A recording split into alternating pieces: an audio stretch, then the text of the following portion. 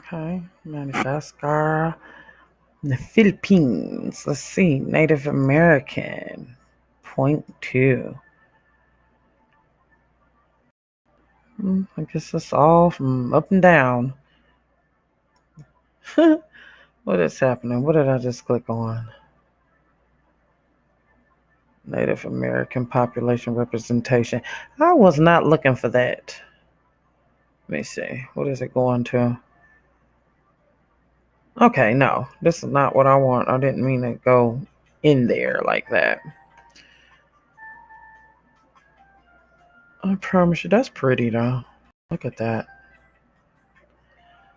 Can this thing hurry up and get me back where I was at? Alright, let's see what happens.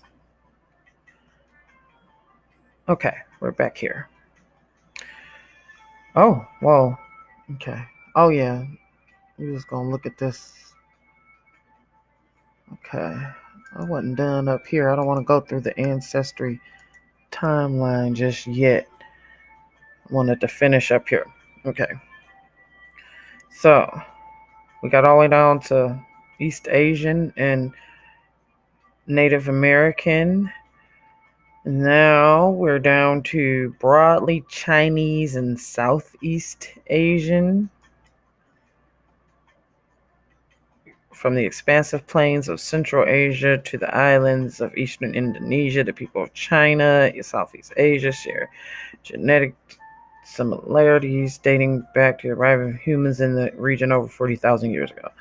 So I just got a sprinkle of that. And then a sprinkling of all this. Jeez, I got every region. It seemed like, except for maybe Russia and Australia. That's about it. Well, let's go down here and look at this, at my ancestry timeline. So this timeline is like how many generations ago was your most recent ancestor from each population. So between 1850 and 1910, I most likely had a grandparent, a great grandparent, or a second great grandparent who was 100% Ghana, Liberian, or Sierra Leonean. This person was likely born between 1850 and 1910. Then down here, British and Irish is exactly at the same time.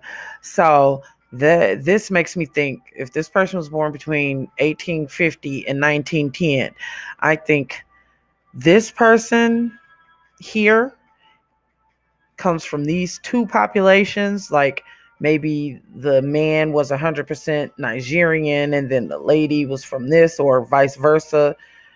And they had this person who is half Nigerian and half Ghana, Liberian, Sierra Leonean. And this person with these two pinkish maroon color was born between 1850 and 1910. And then there is 100% British Irish person born between 1850 and 1910.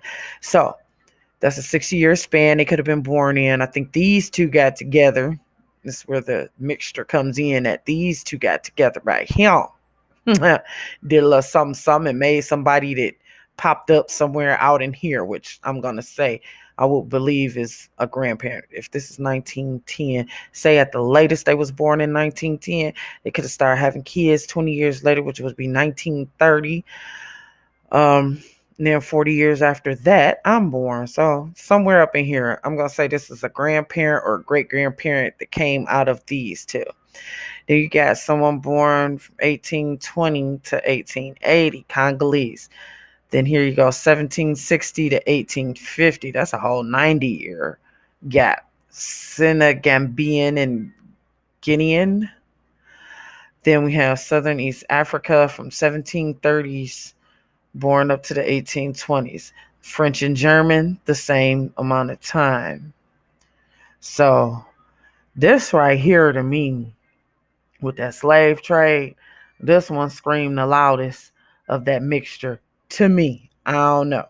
I'm trying to put it together. It could have been this all the way up here, but they saying being born in 1850 between 1850 and 1910. At 1850, I don't think they was grown. By 1863, or 64, the slavery was over. The Emancipation Proclamation was signed, and they would have barely been teenagers. So if they got together, I think it was closer out in here or further out if they were born around 1910. Back here, this is deep off in that time where that crosses right here. So then French and German, Filipino, and Austronesian. So these people were born in this time. Native American, Africa. Okay, so we got me going all the way back to 1700. But these generations, these are my generations here. This would be a parent. This would be grandparent, great grandparent area here. Because I'm old. And this is parent area. So this is crazy. Look at all my stuff. Now, let's go back up and see. Let's say ancestry. What else can we look at here real quick before this cut off again on me? Let's see. DNA relatives. Bam. Let's get to that.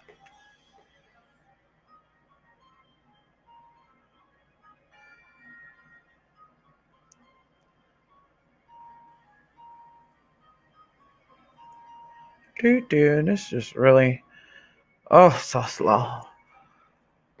Okay. 1,139 of these people. And look at this. Right up top. I still ain't even met him. Look at that. Look at that. I wrote him. He wrote me back. That's the end of that. And he's supposedly right in Chicago. Not even 4 hours away. I don't even know. This one I haven't connected with. This one I connected with, but I heard a little something, but wasn't that much digging. I can't do that much digging. They got the family connections. David was adopted too. Me and him were born this very same year. He's 6 months younger than me. He was born in December. I was born in July. Ain't that crazy? That meant my daddy was out there. My biological father was out there. This one we tried to go through some things here because that little last name that I got, that may be my original last name, she has a lot of those in her family, but nobody has made much of an effort. But yeah, so it says I got that many relatives all over the place. That's why I want to go, and it's sorted by strength of relationship. So the biggest one I have is my half brother. But I want to do a little bit more and go into Ancestry because I feel like Ancestry.com, more people heard of that and more people are on there. And we never know who I may find on there. So, yeah. Let's go back here. It's taking its time.